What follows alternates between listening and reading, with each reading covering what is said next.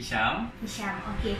Sebelum ni Encik sedang buat perniagaan ni dalam secara part time ke full time? Saya buat secara full time, saya buat printing. Okey. So macam mana Encik dapat tahu pasal DIY printing supply? Dia keluar dekat iklan Facebook saya. Dengan seri tu saya ikut search dekat Google. Dan saya pun jumpa lah website DIY printing supply. Okey, bagus. So sebelum tu pernah dengar tak pasal DIY printing supply? Sebelum ni ada pernah dengar daripada kawan-kawan saya. Tapi saya tak tahulah, saya ingatkan dia jauh.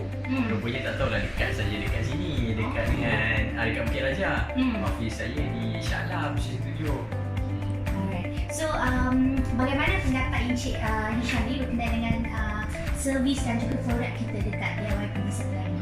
Pada pendapat saya, produk yang di DIY printing supply ni mudah untuk kita cari. Harga pun agak berpatutan. Dan saya sukalah untuk deal dengan orang-orang dekat sini. Dia agak friendly. Okey. So Encik Hisham rasa servis tu memang bagus lah berbanding dengan tempat yang lain? Ya, betul. Pada pendapat saya agak bagus. Daripada segi layanan tu memang top. Bagus. Okey, itu saja. Terima kasih ya.